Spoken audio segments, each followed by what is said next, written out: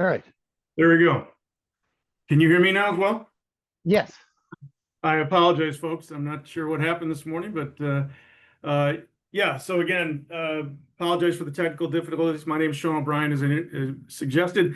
Steve Huntington, as always, is joining us on the call. Steve, you want to go ahead and introduce yourself? I did so a minute Okay. ago. All right. We're good. Move it. All right. I'm way off base today. That's So all right. we'll let Kimberly. Did you have a chance to introduce yourself as well? Sure. Thank you so much. I'm Kimberly Shugart. I'm the Chief Financial Officer at New Omni Bank. We're a $520 million institution in the greater Los Angeles area. We serve Los Angeles, San Bernardino, and Orange counties, and we are a minority depository institution serving primarily the Asian community. Wonderful. And as well, also we have Zane Smith from American Bank joining us. Zane, you want to go ahead and introduce yourself? Sure, yeah. Pleasure to be here. Good morning, everyone. We're a roughly $630 million bank, about 470 million in loans. Kind of an interesting story. Our charter dates back to 1970. New owners bought the bank in 2019. We were a $55 million bank. So we grown from 55 million to 630 in roughly 5 years. We are also a MDI bank. And specialize in hospitality lending. So kind of a unique growth story and a unique lending story as well, if you will. So pleasure to be here. Awesome. Thank you both for joining us today. And again, my apologies for the technical difficulties. I can't imagine I haven't run a Zoom meeting before, but thank you all for your patience and joining us this morning. So I thought what we would do is we just start off with some questions to our panelists and then allow them to discuss them. And again, as I mentioned, if you have questions or comments, certainly submit those and we will monitor those. So I think we'll just start with this first question to both. And Kimberly, if you want to go ahead and take it first, is what problems were you looking to solve when you first started evaluating QwickAnalytics? So the primary issue we were facing was quarterly reporting in terms of what our peer group looks like, the self-selected peer group that our regulators tell us we need to report on a regular basis. Getting the data from that takes an extraordinary amount of time. If you dig through call reports, you can build your own stuff, but it takes a lot of time and energy. QwickAnalytics gave us an easy solution. It's produced in a format that board members who aren't bankers can really understand. So that was the primary driver for us moving to this system. Fantastic. Zane? Yeah, so this was kind of like Kimberly, more of a time savings. You don't have to hire another analyst to dissect all the call report data. And so it takes as everyone knows, the quarterly call report for every bank that's publicly available. And without the solution, you have to go out and pull it, dissect the numbers for yourself or your board, put it in Excel, micros, whatever, or macros, whatever you like to look at. So this takes that raw data, puts it in a more readable form that's easy to analyze and digest. Thank you. They're fantastic. Secondly, how does QwickAnalytics streamline or improve your quarterly performance analysis? Yeah, sure. So from my perspective, I'm a former regulator, so I'm kind of a call report data nerd.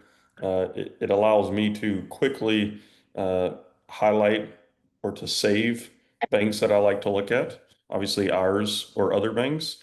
So it helps me keep a pulse on the market, determine what the others in my market are doing, seeing what's working, what's not working. Then it also allows us to benchmark what we're doing versus our peer. There's several peers, the UBPR peer, the QwickAnalytics peer. You can build your own peer.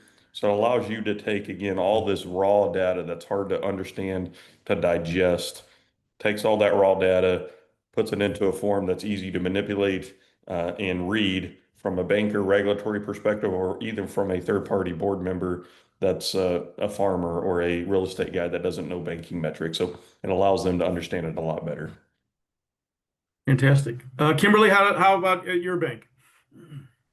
Sorry, what was the question again? I spent. Again, how does QwickAnalytics streamline or improve your quarterly performance analysis? It definitely improves it. We look at the time series that are presented in one of the reports, the PeerWatch Trends report.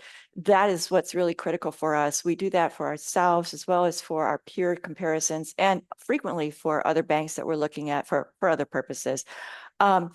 What's that's so great about that is you can see how things drift or change over time, and then you can dig in once you've identified a particular trend associated with a specific metric, loan to deposit ratio, NIM, some kind of credit metric, whatever that is. And then you can dig in further, but at least you have an understanding of when it began and how it's moving forward. So that's a really big, important aspect of it for us. Perfect.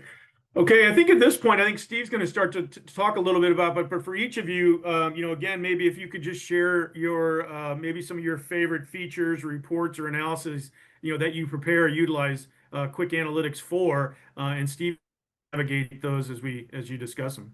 Sure. One of the things that we were looking at, we actually did a deep dive one time. Oh, actually, we do this frequently, but we were trying to understand the NIM of a competitor of ours, which happened to change really suddenly and seemed really different.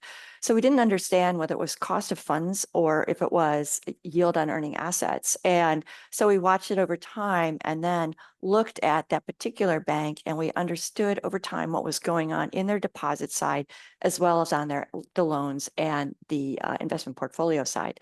It really provided us with some insight to help us further refine our own strategy so that, we could enhance some things and, take down other aspects of it. You can see what happens when you're looking at different, and here we're looking at, so here we're looking at all of the different components that come into the net interest margin contribution. You can isolate what the biggest one is, where the changes are, but also you can look at each one of these specifically over a time frame to see, as I mentioned before, how they've migrated. You can put that all in a single graph where you can see over, say, 5-year period or 6 quarters or however you want to look at it.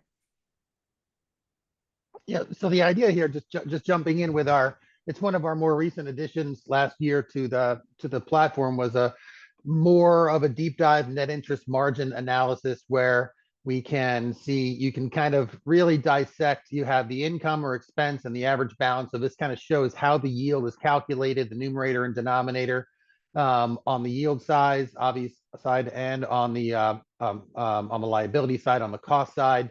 You'll notice as I'm kind of scrolling through here, as I kind of hover over each individual metric or each income or average balance, each of these is a data dictionary ID in our dictionary. So they're all auditable and traceable. So if there's a particular ratio, or of course something like a yield has a numerator and denominator, if you're wondering kind of how to trace that and track that, Zane, being a call report nerd, as you said, hope you appreciate this particular feature. I can click on, let's say I'm looking at yield on mortgage-backed securities, and I see the numerator in the first quarter of last year, income was 6.4 million on a denominator on about average balance of 1.092 billion. So if I click on this, it's going to pop right up here and say, hey, the numerator is interest income on mortgage-backed securities, and this is exactly where it's coming from in the call report. So you can track and trace not only our individual dollar amount values to specific call report codes, but entire more complicated ratios all the way back to their codes. For example, these individual ones are pretty straightforward. They're a single, call report ID. But if I go down to yield on earning assets, that one's a little more fun, right? Numerator is easy. It's just total interest income. But the denominator, average earning assets, is going to be obviously a little bit more in depth, but you can see here exactly how it's calculated from the call reports. And if there's any notes, the denominator is the average balance over the period. But if there's anything that kind of helps people understand either where it's coming from, what it's doing, or something of note about how it's calculated, we put those items in the notes there as well. So that's throughout the platform. You can kind of click, hover over any line item and get to the dictionary. You can also go straight to the dictionary right here. If I just click on the data dictionary, this is kind of a home page. You can type in and search for any field that we have in the database. Say I'm looking for, net charge-offs on a particular loan type. I can start typing in net charge-offs, and it's going to see here net charge-offs on total construction and land development loans and as a dollar amount or as a percentage amount. And if I click on it, it's going to give me the formula. I can also go back if I say, well, all right, that's RIAD C892. What is RIAD C892? I'm the only person in the world, maybe Zane as well, that can actually look at this and say, and just memorize, sadly, what these codes are. But for everybody else who's got a life, if I just go here and type in that, C892 is 1 to 4 family residential construction loans recoveries. That is the definition directly from the call report. So just a little bit of additional information there. So Steve, I have a quick question. So for the Sure. formulas that you're using, are those aligned with UBPR reporting? So they are most of the time. There are some slight differences in how the UBPR might calculate something and how we have decided to calculate. We try to be in line with them whenever possible, but there are some inconsistencies even within the UBPR reporting, particularly for things, while we happen to be talking about the net interest margin. A net interest margin can be calculated on a stated basis or on a fully taxable equivalent basis, right? For those tax-free type securities. And how the UBPR report within the FDIC's kind of spectrum, how they calculate average assets and average earning assets, particularly, there's actually 2 different ways they calculate average earning assets, interestingly, depending upon where you're looking in their report. So for our own consistency and our own methodology, there are some very slight changes from time to time or discrepancies between the UBPR and us. Whenever that's the case, we do our absolute best to footnote that on the page where the metric is displayed, and also in our data dictionary in the note section if it's a particular difference. Good question. Zane, how about you? Any reports, favorites and that you look to kind of? Yeah, repeatedly? so my 2 things is benchmarking us against peer, right? So what I like is when you go to your bank, you just go to that first bank overview. It allows you to see your quarterly numbers, annual numbers, year to date, whatever you want to slice. And on the far right there, it benchmarks you against your peer in percentiles, right? I love heat maps. I'm a risk guy, so green's good, red's bad. Everyone knows colors. And so while I may know if high's good or high's bad versus low's good or bad, it allows the board or others to see what's good or bad. And exactly right there, Steve. You can adjust your peer group to whatever you want. UBPR, there's a QCBI, which is a peer group depending on where you are. You can go up and build your own peer group if there's a handful that you want to look at. So it allows you to take your data again and see where you stack up against your peer, the market, the industry, kind of whatever you want to look. And then there's another page that we like is the that second one, Steve, that's under the overview is the benchmark, I think. Yeah, performance matrix, sorry. And that's even better because that's a sliding scale and it shows you really red, orange, yellow, blue, green, which is where you are. And so what I like to do is take, this is stagnant, right? This is stagnant data for that quarter, but you could take this and I like to link quarters. So second quarter 25 versus second quarter 24, you can export both of those either in Excel or PDF, put them together, and there you go. You got a nice little board report to show what happened from 25 to 24, either quarters, annually, again, kind of however you want to splice and dice. Now, this would take you a lot of time if you were manually doing this with all the call report data. The last thing I'll say is, again, from my regulatory backgrounds, there's several risk heat maps, I would say. So if you go to the credit risk matrix there, that's a pretty good one that allows you to see what's inherent on your portfolio. It gives you 3 different measures of your credit risk. Again, this is inherent risk, doesn't take into consideration any mitigating controls. So it takes you what your current credit risk is on your balance sheet, portfolio credit risk, and then what capital do you have to protect that risk, if you will. So again, it's pretty cool. You can change, dissect the risk rating or the risk multiplier depending on what you think is warranted or applicable for your bank or not. So I use these, and what I do is I take all these risk data points out of QwickAnalytics and put it into more of a robust risk report every quarter for the board, so they can take bits and pieces of where where the risk is on our balance sheet or within our bank, and puts it in a digestible form. Because what we do is our board members don't have access to this. We just take the data they want to see out of this and give it to them rather than analysis paralysis. So again, the benchmarking is kind of where you are, and the risk reports is really where I hone into on the tool.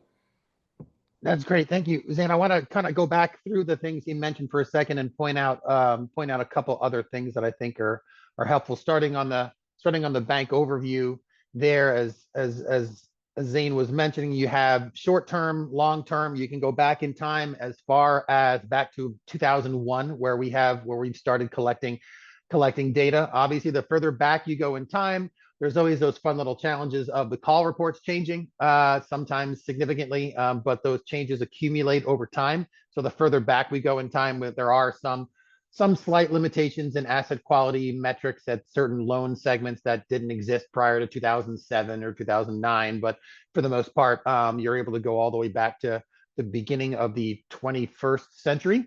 And you can toggle between different quarters and years, and you can look at the quarterly data on a year-to-date basis, like the call report presents it, or slice it into discrete quarters as we go. And then, as Dean mentioned, you can kind of by default we call the QCBI peer group. That is just stands for QwickAnalytics Community Bank Index. That was our way of defining what we thought was a community bank. And so we built that index excluding banks that were too big to be community banks, or had no real estate lending, or completely wholesale funded, or just didn't act at all the way typical community banks do, and excluded them. And what's left over is the majority of the industry, which are indeed community banks. And then we slice it by your state. So kind of the default peer group that we use a lot of times is what we call QCBI, and then your state. So just all the community banks in your home state. Yeah, and Steve, if I will, to me, that's important, right? Because what UBPR does is it takes my asset band, or where I fall within the asset band, nationwide. What I do in here in Texas is materially different than California, different than Florida, Maine, Oregon, right? So UBPR data puts me in a peer that's nationwide. What QwickAnalytics does is it tries to hone that down and gives you a more applicable or more refined peer group to give you more data to benchmark off, which I appreciate. I think the other aspect, though, that I appreciate is that you have both of those. And we actually have had conversations with our regulators to help explain the difference between us and our minority peers in the Asian community, using that UBPR difference versus our median for our peer group.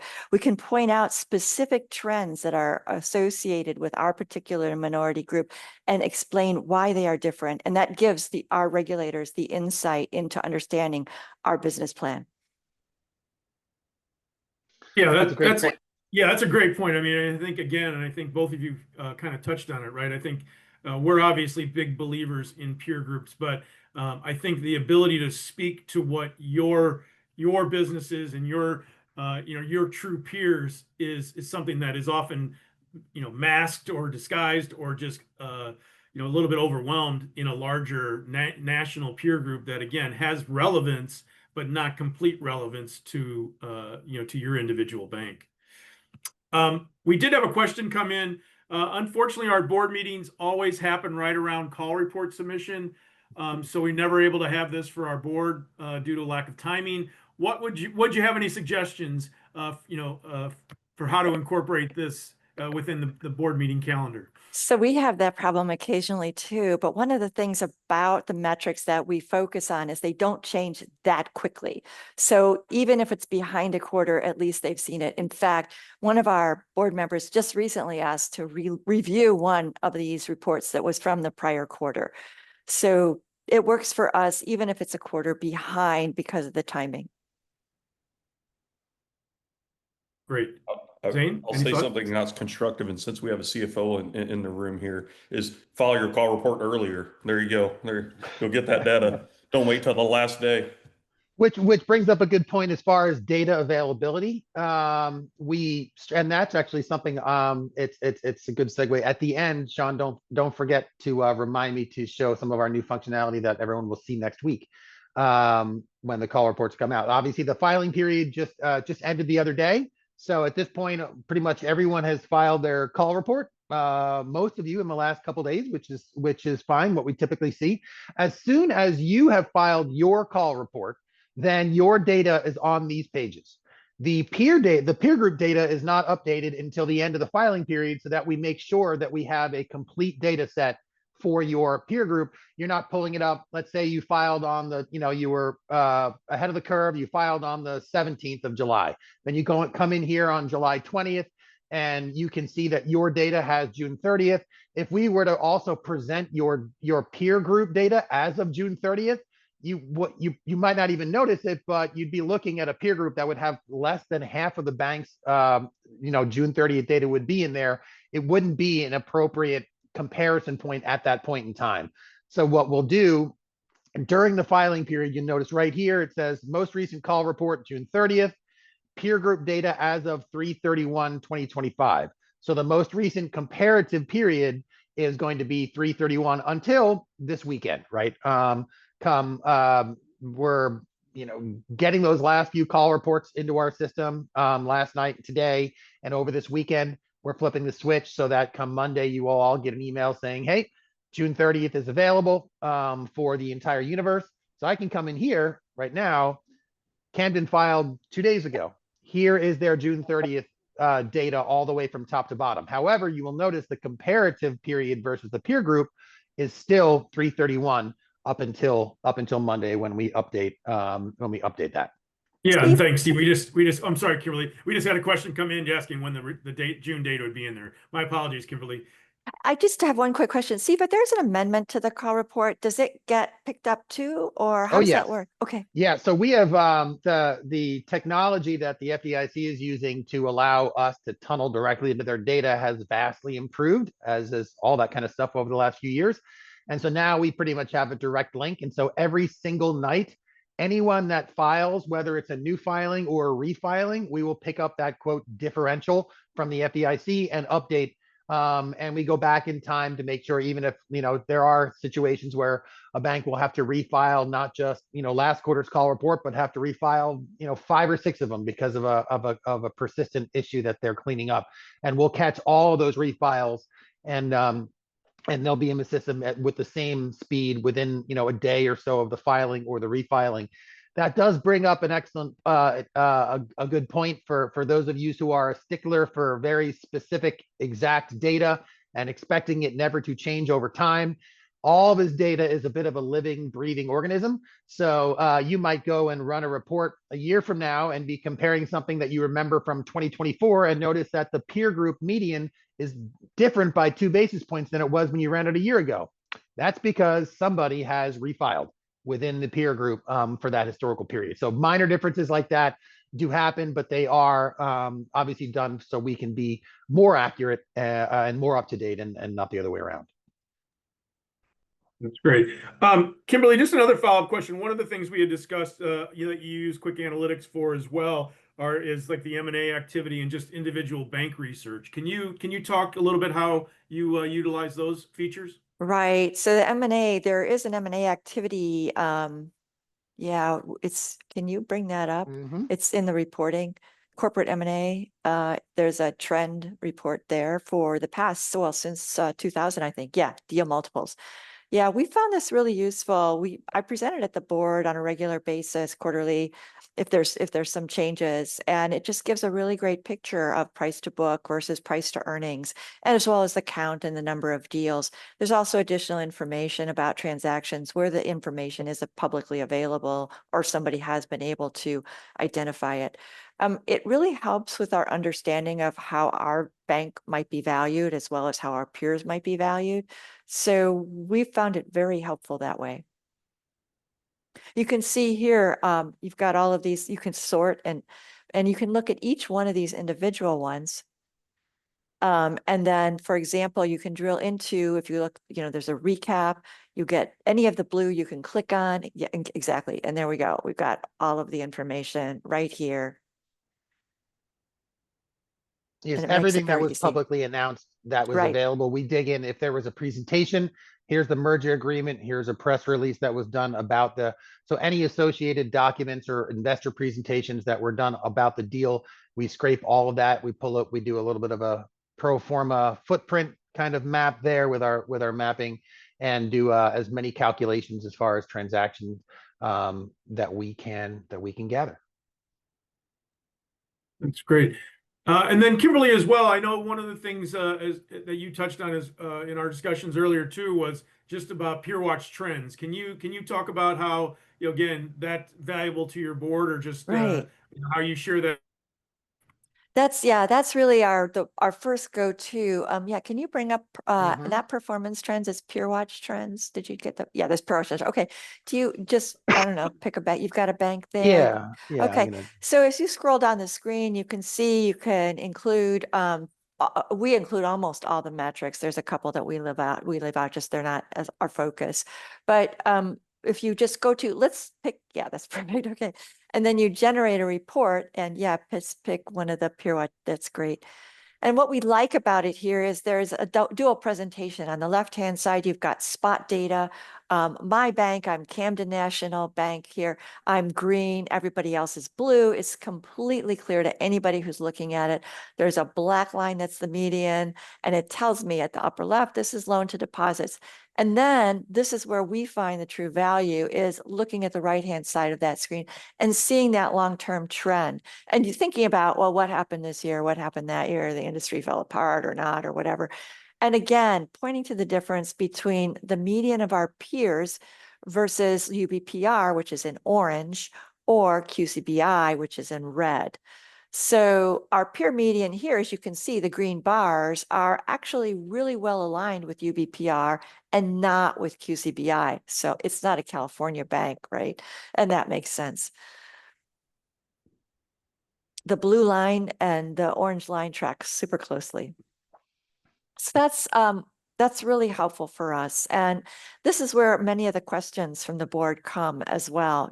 How come this happened, or why does it look like that?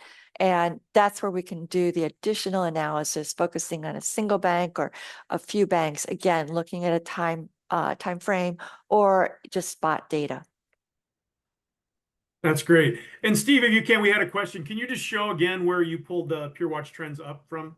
Sure. So if I'm on our, well, you can do it from a couple of different. spots, yeah. If I'm my log, this is as soon as you log in, you're here on this page. The some of those PDF type reports like the Peer Watch trends you can access directly from the homepage. But no matter where you are on the platform, we have this like blue ribbon up top where you can search for institutions and manage custom peer groups and everything else. But you can click on QA reports, and there's a drop down. You'll notice these kind of match what we have over here, but it's just a kind of a quick way to get directly to the Peer Watch trends.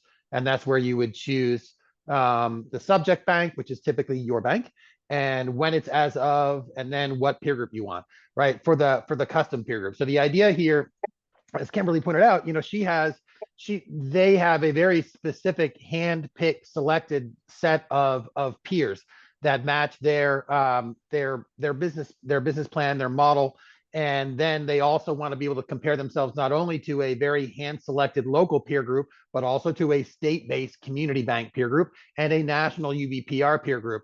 And the Peer Watch Trends allows you to do all of that on one piece of paper, deep diving into a particular ratio and seeing your trend in the short and the long term versus your handpicked local peers, state peers, and national peers all on one piece of paper. Great. Then one other question came in on the margin analysis report. Do you plan to add quarter to date or year to date on the actual report so the viewer knows which time period is being presented? So for the for the margin, it's either the tricky part with doing this on a year to date basis, it can get very convoluted because if you're comparing margins over two different lengths of time. So let's say this was 330. Well, we can do this 331 and 630. This is when I choose MRQ, this is a discrete quarter. So this is 1 quarter worth of income. This is 1 quarter worth of income. It's apples to apples. And we can compare and contrast, incomes and expenses and yields and contributions on a similar duration basis. You do the same thing with trailing LTM, which is last 12 months or trailing 12 months. Again, you have 12 months or a year's worth of data here ending at March 31st and a year's worth of data here ending at June 30th. The reason why we don't have YTD here is because you'd be comparing income from a 3-month period to income from a 6-month period, which includes that 3-month period in some situations. So it can get very wacky if you're looking at comparing first quarter of this year to 9 months of 2024 in an apples to oranges type of way. Now the math still it works as far as yields and costs. Of course, all these ratios are annualized. So whether you're looking at 1 quarter, 2 or 3 or 4 quarters worth of data, this data would all still be accurate. The challenge is in this type of analysis where you have a change in margin contribution and you're calculating margin contributions when you have overlapping periods within different margin contributions, it loses some of the objective separate data from one period to another period, which is why just for this particular page we don't have it on a year-to-date basis. It's really on a same time period basis. Great. Zane, for you, again, going back to some of the things that you use within your board management teams, I know you touched on some of the ERM and heat maps, but anything else that you utilize or incorporate Just into so sorry to cut you off. I wanted to I didn't realize I knew there was a second half of what I was saying. That is just for the comparative period analysis within your own institution. If you want to look at and do a deconstruction of your margin over a single year-to-date period, you can certainly do that. If you go to the other, we call the balanced yield, this doesn't compare you over 2 different periods. It shows you can choose any date and you can choose year-to-date or any other duration you want to, and you can see your numerator, your denominator, your ratio, and where that ratio compares to the peer group. So the way these heat maps work, the way I call them a heat map, these performance matrices and heat maps work is this is your ratio, right? You have a yield of 3.51% on your which is pretty high. But where this is within the spectrum of bad to good, where this 3.51 falls, if it's blue, green, yellow, orange, or red, will be obviously 100% dependent upon what peer group you choose and where you fall within that peer group. So if I change this to UBPR peer group 3, you still got 351, but it's now in the red.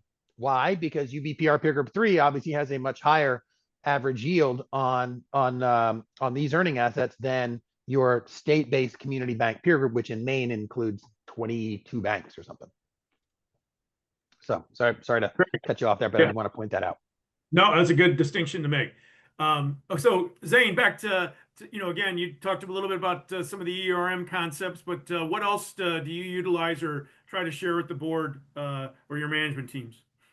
Yeah, so again, what I like about this is you can look at a lot of the same things in just different formats. So kind of like the peer watch, we like the side by side. Steve, so you can go to that screen. That will take your bank again versus, and you get to pick as this pulls up here. You can do it against the peer group or the QCBI peer group's already in there. And then you start typing banks in and you can build whatever you want to show, whatever bank you want to put in there. And then it starts stacking it together. So I don't know the data limitations, how many you can put in there, but we usually put 5 to 10 banks in there and then export this into a board report. I literally just showed it yesterday for our board meeting of the handful of banks that our board members like to look at. And it's very easy representation to show where you are versus everyone else. And it breaks it out by kind of executive summary, profitability, then it goes into your balance sheet matrix, your efficiency. So yeah, it's pretty easy to look at and pretty neat to see kind of how you're stacking up to everyone else.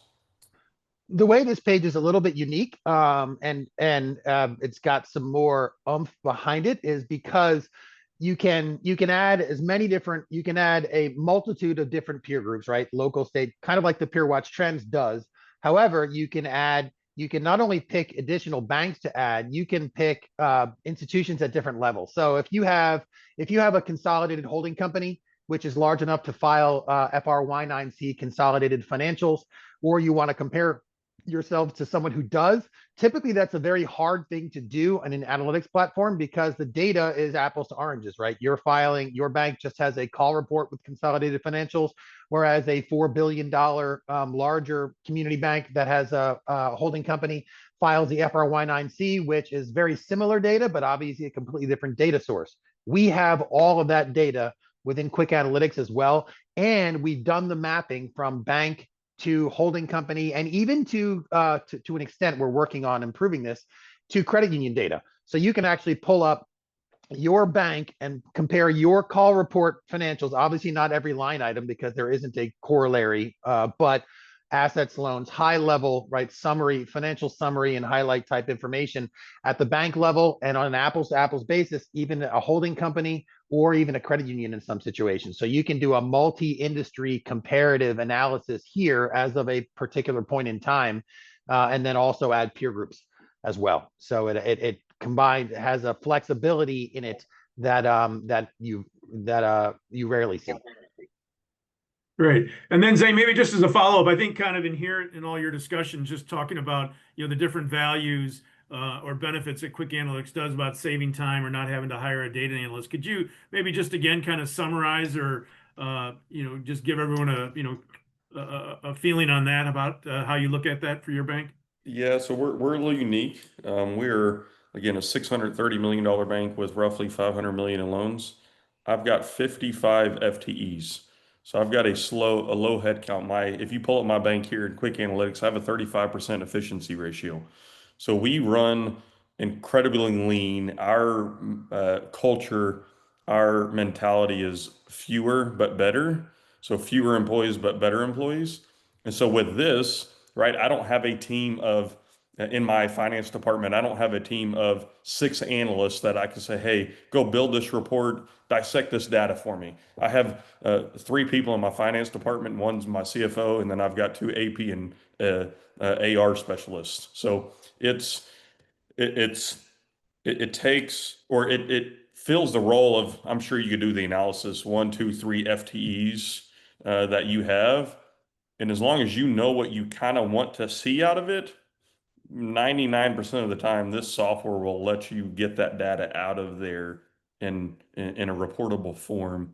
So that's why when I say it saves time and saves employees, banks that don't have this have to go get all that manual data and aggregate it, report it together, and get it ready, which would probably take a lot of time and a lot of headcount that I don't need. That's great. Kimberly, probably the same question for you. Again, you've obviously demonstrated and discussed a number of ways you use it at the bank, but again, for just overall value or just benefits it's bringing to you and your team, how would you characterize that? Right. I mean, just same on, I'm going to talk to Zane about that efficiency ratio when we're done here. The savings, of course. The other aspect of that is I can access it. I can pull stuff up. It's really easy. I don't have to worry about coding. I don't have to worry about anybody. It's a third-party platform. I don't have to worry about anything. So there's all of that. The other aspect I do want to point to, I really appreciate your team, Sean. I've gotten answers so quickly. Turnaround time is rarely even a full 24 hours. It has been such a help to be able to say, hey, I don't understand this. Where'd the formula come from? Why is this number this way? All of those questions that I've had, I've gotten immediate responses to. So yeah, I don't even have to ask anymore. It's right here. Yeah, and I'll echo that, Kimberly, is within QwickAnalytics and the sister software of the IntelliCredit, which is more specific just to your loan book. We subscribe to both softwares. If we have any questions, or even if you want to change something, hey, I'd like to see it this way rather than that way, it's one email, and the team, depending on what team it is, we'll dive in there and show you or adjust it for you. So yes, you're a third party, but you're almost on-site staff, right, to help Yeah. us do the analysis, not do the analysis, but get the reports ready for us. Yeah, thank you both. I think that's great to hear. We really appreciate it. We do have a great team, but I do think it's really at the heart of.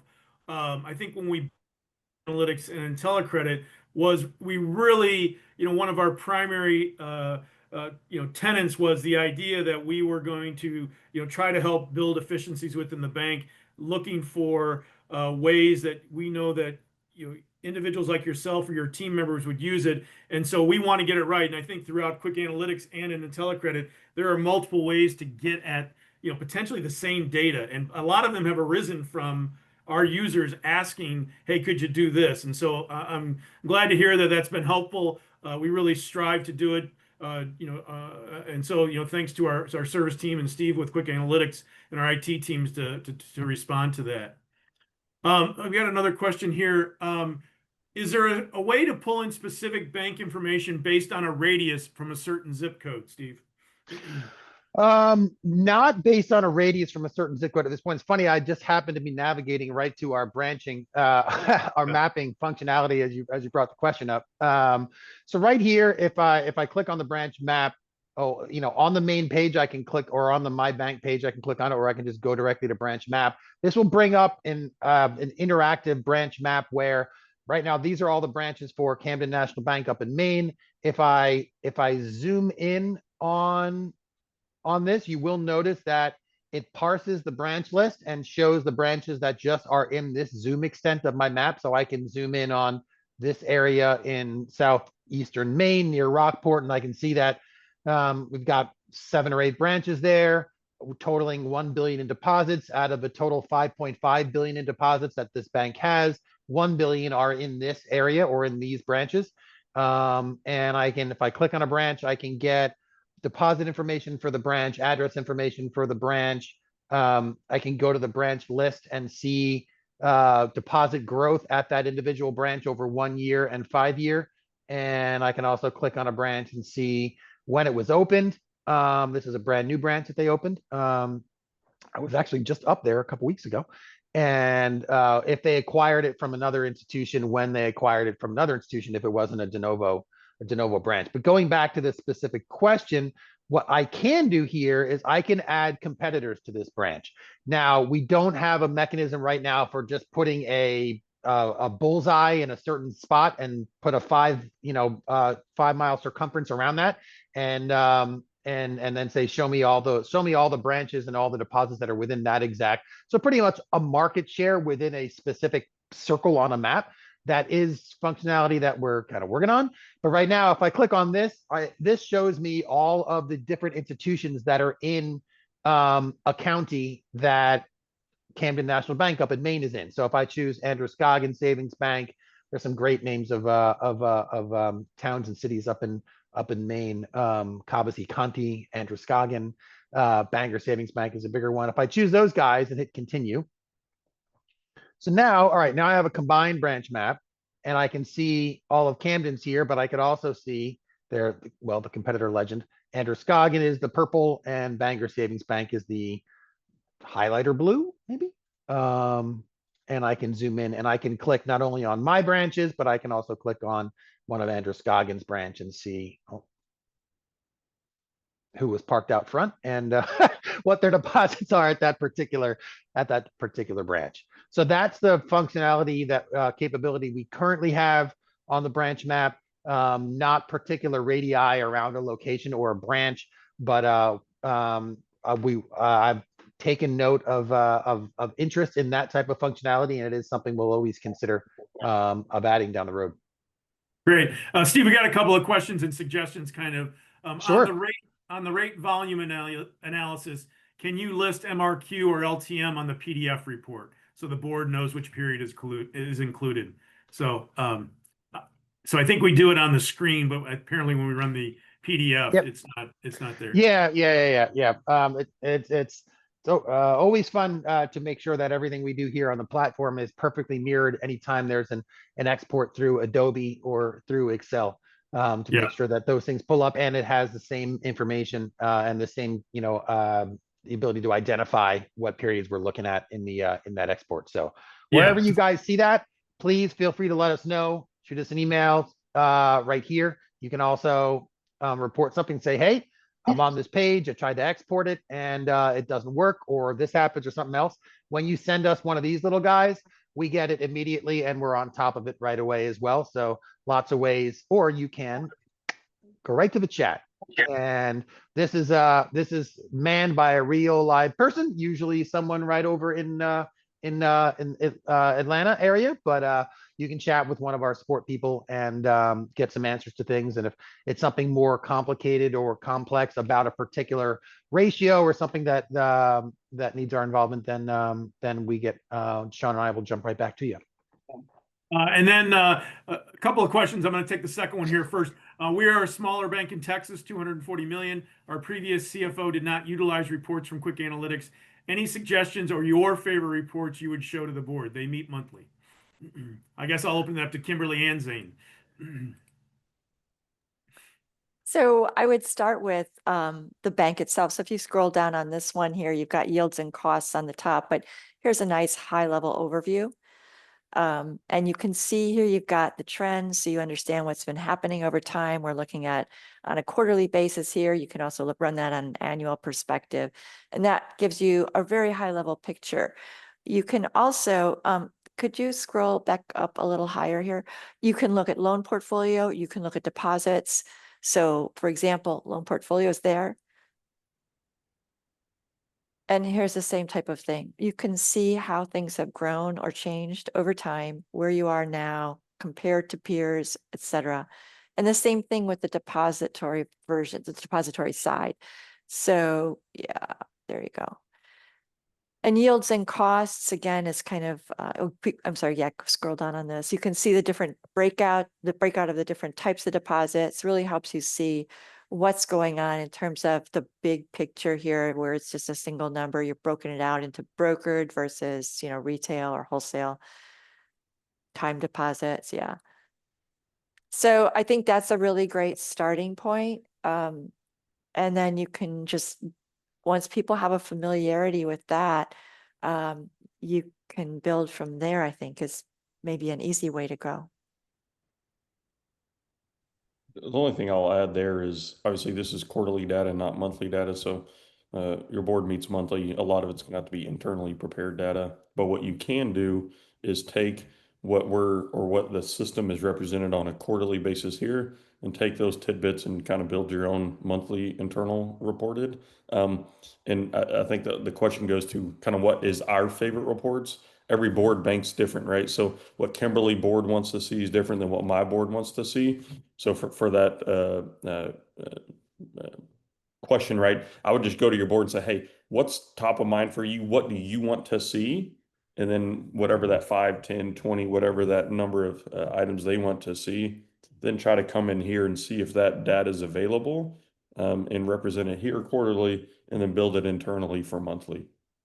Yeah. I think, Go yeah. ahead, Kimberly. I just want to point out one other thing, and that's the regulatory side in here. Regulatory capital is a really important report to, be considering if you are starting that, you do have to report to that, report to the board on that regularly every month.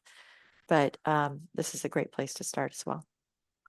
Yeah, and I think I would echo both what Kimberly and Zane said, right? As a director in a small bank in Illinois, I think the Zane's point about every bank's different and your culture's different, focusing on what's important and starting slowly, I think is really the best way to do it, because you want to make sure they're digesting what you're sharing with them. But I think as that appetite starts to grow, then there's more you can do. So again, from our bank's point of view, right, we'll look at a number of the individual tabs, but we do look at the performance matrix. We like Kimberly, love the PeerWatch trends because we're really a 2-county bank, so we're interested just to see ourselves against people who are competing in the same geographic market and who are, really kind of similar structures and operating, structures. And so, I think that can be really helpful. But I think starting slow and just getting, familiarity and comfort is a huge way to go. Another question came in, Steve. Love the product. Thank you. Do you have a roadmap verbally you could share on any future developments or features. One, we'd love to be able to reforecast on a quarterly basis in the capital planning tool. So Steve, I don't know if you want to touch on that or share any comments. Yeah, if we're off the books now, no one's yeah, I would like to share that well, right now, actually, I'm sort of not forecasting, but this is something that's going to be available come next week. Funny, we were just talking about kind of what are your favorite reports or favorite kind of set of reports or pages to run. We have here, this functionality exists, but we're improving it and enhancing it as we speak right now. The report package allows you to say, hey, I want to choose this instead of going to each one of these pages and then separately, let's say I click on the income statement and then was like, well, I like this one. I like 6 of these pages. You don't have to go here and then turn this into a single page PDF and then create 5 single page PDFs and try to combine them into like your own custom report package. You can certainly do that. But if you click on report package, it allows you to choose any combination of these pages with a certain time frame. If you want quarterly, year to date, annual, what peer group you want to use, and then what pages. Let's say I want the overview, the matrix, income statement, balance sheet, yields and costs, regulatory capital, and that's it. I can go ahead and with a single click create a package as a PDF or export that to Excel. The new functionality that's been there, the new functionality come next week is you'll say, let's say you have a report that quarterly you want to send to the board. And then separately, there's a package of pages, maybe the asset quality detail and the net interest margin decomposition, some more granular reports that you want to provide to the ALCO committee or to on a quarterly basis. And then maybe you have some detail about the loan portfolio that you send to the credit team. You can create different packages, different sets of reports and save them. And this might be called, board overview package. I can save that. And now I can choose if I want this included in a quarterly email. So next Monday, all of our users are going to get the email they get every single quarter saying, hey, call reports are all done. You can go in and run all of your peer-based reports with comprehensively updated second quarter data. You'll also get, say, by the way, here's an email that has all the report packages updated with the second quarter that you'd like. So if you want just kind of a default report package, or if you want like a credit one and like I was just mentioning an ALCO one, a handful of different ones, you can save them as separate report package, include them in the quarterly email. And now without having to come back in here, rebuild the wheel or even log in, the second you get that email, there'll be a link in that email, which immediately opens up the PDF of that report with second quarter in it. No friction, no options, no buttons, nothing, no logins, just single click from the email and your report package opens up for you. And you can forward it along to to whoever the proper audience within your organization. So that's sort of an enhancement that we just made to make those report packages more easy. Moving forward, we are looking at different types of budgeting and projecting type tools. We don't have any timelines for those currently, but for example, we have gotten a lot of feedback with people saying, looking at, maybe they use our CECL solver tool and they're looking for more help in trying to project losses moving forward. And maybe they have their own internal model where they take some economic trends and try to do some linear regression type analyses and that kind of stuff. That's something that we're looking into and working on. There's a lot of different areas of growth and development within the platform that we're currently working on and that we'll be adding over time within these pages, different visualizations. Something that is coming very soon on our roadmap is, so right now we have what we call industry research. Our industry research function, it's very cool. It's a dynamic, interactive module where you can really dig into credit trends. It's specific to credit trends, but I can say, I want to look at my, my junior liens and I want to look up, just say 30 to 89 days, try to get an emerging idea of what direction credit quality is headed at the bank. And I'll do it as a percentage of loans. And I want to go ahead and I'll add my bank. And all right. And then I want to go ahead and add all the community banks in the state of Alabama. Sure, why not?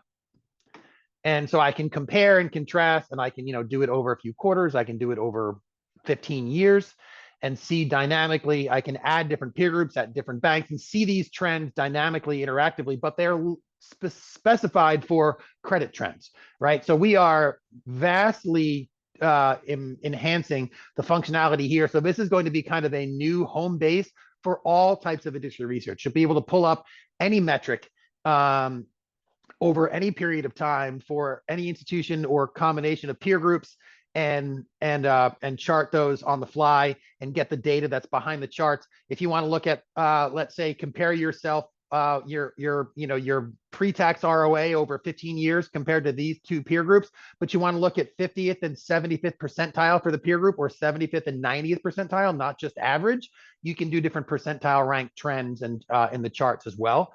So that's a new, greatly enhanced functionality that's going to be here in within weeks, actually. And then we'll be adding more functionality to industry research as we go, more economic data trends that you'll be able to overlay over top of those. So we're really doing a large push towards more, better, dynamic, interactive industry research and economic research that'll be at your fingertips. Sean, anything else we should mention at this point? And when do we see the real Greg dance? So that was good luck. I yeah. can't get him to dance. Yeah. But apparently no, the that's computer great. can. I know we're getting up here on the hour, so I think with this point, Steve, if you just want to put the PowerPoint back up and move it to Sure. the upcoming events, but we'll let Kimberly and Zane just any final comments before we let everyone go to their day. Yeah, I really learned a lot today. There's a lot of functionality I haven't used, and I'm looking forward to it. Yeah, appreciate it, guys. It's always good to get on here and see what's all available, and even for a power user, a lot to do. But any panel or any of the participants on here have any questions, I'm on LinkedIn. Reach out to me. Happy to talk through kind of what you're trying to solve for. Happy to help out in any way. Appreciate that. And again, a big thanks to both Kimberly and Zane for joining us today. My apologies for the technical difficulties I had to start our show today. But Steve, you want to go back just a slide, a couple of Sure. upcoming events that we've got. August 12th, we've got 7 winning deposit campaigns. The Infusion marketing team will talk about those. David Ruffin, myself, and the Infusion team will be back on August 19th with a mid-year update. We'll look at the QCBI trends from the second quarter. And then Steve and I'll be back, I think, on August 15th for our monthly CECL conversation. So, again, on behalf of Kimberly, Zane, and Steve, any final comments yourself before we let everybody go today? No, I think we should let everybody go. It's a Friday. I've always got more comments, Sean, but I will reserve them. All right. Well, thank you all again for joining us. Again, my apologies for the difficulties at the start, but appreciate everyone's patience and understanding. Thank you for joining us. Have a great day. If we can be of any help, certainly as Zane indicated, reach out to us. But thank you all very much, and have a great weekend. Thanks so much. Talk to you soon. Thanks, everybody.